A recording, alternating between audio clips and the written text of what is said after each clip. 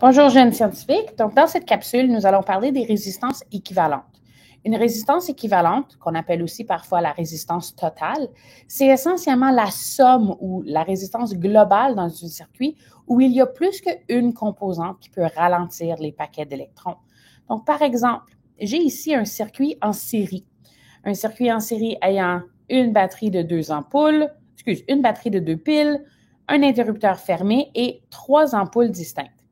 Les électrons qui passeront par la première ampoule passeront aussi par la deuxième et par la troisième. Et on doit donc tenir compte des résistances individuelles des ampoules dans le calcul de la résistance globale. Lorsqu'on a un circuit en série comme celui-ci, le calcul de la résistance équivalente est quand même assez simple.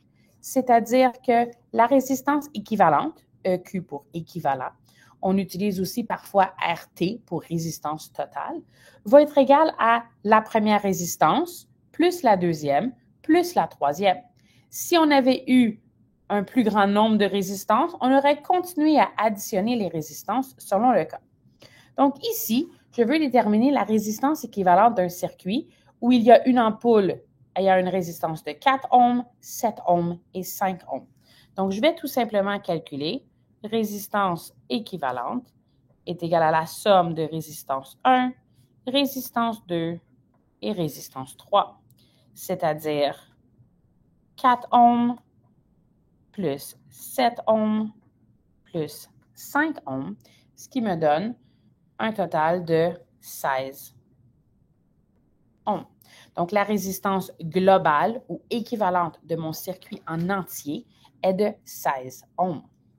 Si maintenant je regarde ce qui se passe lorsque j'ai un circuit en parallèle, on se souvient que dans un circuit en parallèle, les électrons qui passeront par un chemin ne sont pas les mêmes électrons qui passeront par le deuxième chemin ou le troisième chemin. Donc, si on cherche à calculer la résistance équivalente, on ne peut pas faire une somme, on ne peut pas tout simplement faire une somme comme on a fait dans le problème précédent. Plutôt, l'équation qu'on va utiliser va être l'inverse de la résistance équivalente, c'est-à-dire 1 divisé par résistance équivalente est égal à 1 divisé par résistance 1 plus 1 sur résistance 2 plus 3 plus 1 sur résistance 3 et ainsi de suite. Où les résistances 1, 2 et 3, dans notre exemple, sont 6 ohms, 4 ohms et 3 ohms. Donc, 1 sur résistance équivalente va être égal à 1 sur 6 plus 1 sur 4 plus 1 sur 3. Et si on se souvient de nos règles mathématiques, je ne peux pas tout simplement additionner mes dénominateurs ensemble s'ils n'ont pas la même base. Ils doivent avoir je dois avoir le même dénominateur pour pouvoir additionner ces fractions. Donc, je cherche le plus petit commun dénominateur, le plus petit chiffre commun à 6, 4 et 3. Et si vous avez dit que le plus petit commun multiple serait 12, vous avez raison. Donc, 1 sixième va devenir 2 sur 12. 1 quart va devenir 3 sur 12. Et 1 tiers va devenir 4 sur 12. Étant donné que nous avons maintenant le même dénominateur, je peux maintenant additionner les numérateurs. Donc, 1 sur résistance équivalente va être égal à 2 plus 3 plus 4, c'est-à-dire 9 sur 12. Remarquez cependant que ma réponse finale ici, c'est bel et bien 1 sur résistance équivalente est égal à 9 sur 12. Et la réponse que moi je cherche, c'est résistance équivalente tout court.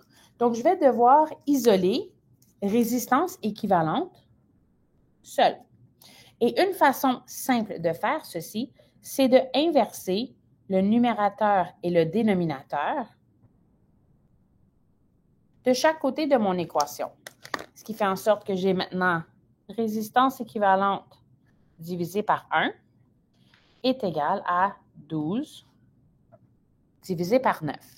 Et si on fait le calcul à la calculatrice, 12 divisé par 9 va me donner une résistance équivalente de 1,33.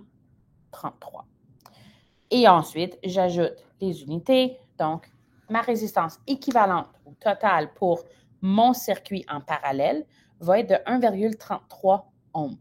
Et c'est normal et attendu que la résistance équivalente en parallèle soit inférieure aux résistances individuelles par lesquelles les électrons sont passés, parce qu'on se souvient que les électrons ne passent pas tous par la même résistance. Maintenant, les choses vont devenir plus intéressantes. La réalité, c'est que la majorité des circuits dans les instruments électriques ou les composantes électriques qui nous entourent ne sont pas strictement en série ou strictement en parallèle. La grande majorité forment ce qu'on appelle des circuits mixtes. Donc, un circuit où il y a un mélange de composantes en série et en parallèle. Donc, si je veux calculer la résistance équivalente ou la résistance totale de ce type de circuit, je dois faire une analyse un peu plus poussée du circuit comme tel. Par exemple, je peux voir que dans le circuit schématisé ici, j'ai une source de courant. J'ai deux ampoules qui sont en série, une par rapport à l'autre, mais elles sont en parallèle par rapport à cette résistance. Et enfin, j'ai ensuite deux autres ampoules. Donc, ce que je vais faire, c'est que je vais résoudre ce problème-là par étapes. Si je regarde ici, j'ai dit que j'avais une composante qui était en série. Donc, je peux commencer par déterminer quelle est la résistance équivalente de cette partie. Donc, je vais utiliser un peu de couleur ici pour simplifier la résolution pour que vous puissiez voir qu'est-ce que je fais à chaque étape. Donc, je veux savoir la résistance totale ici. Je sais que c'est en série. Donc, ma résistance va être égale à 5 ohms plus 10 ohms. Donc, je vais avoir une résistance de 15 ohms. Ce que je suis en train de dire, c'est que ces deux ampoules ensemble ont une résistance de 15 ohms. Et cette résistance est maintenant en parallèle comparativement à celle-ci, ce qui me permet de faire la deuxième étape de mon calcul. Donc, je veux maintenant calculer quelle est la résistance de la section en parallèle. Donc, en rose, je vais avoir 15 ohms pour le premier chemin et 30 ohms pour le deuxième. Donc, je vais avoir 1 sur résistance va être égal à 1 sur 15 plus 1 sur 30. On se souvient qu'on doit trouver un multiple commun pour avoir le même dénominateur pour les deux. Donc, ici, mon dénominateur commun pourrait être de 30. Donc, 1 quinzième devient 2 sur 30 plus 1 sur 30. Résistance équivalente est égale à 2 plus 1, 3 sur 30. On se souvient qu'on va faire l'inverse du numérateur et du dénominateur. Donc, résistance équivalente tout court, ou résistance équivalente divisée par 1, va être égale à 30 divisé par 3. C'est-à-dire que résistance équivalente va être égale à 10 ohms.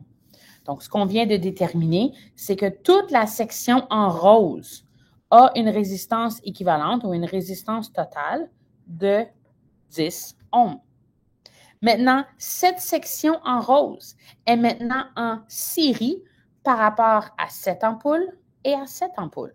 Donc, si je veux calculer la résistance de mon circuit en entier, je vais utiliser une autre couleur ici. Je veux la résistance globale de mon circuit. Donc, en vert, je vais maintenant avoir que ma résistance va être égale à la résistance en rose que je viens de calculer, plus les résistances des deux ampoules individuelles. Donc, la prochaine, la deuxième et la troisième, c'est-à-dire 10 ohms que j'ai calculé tantôt, plus 12 ohms, plus 20 ohms,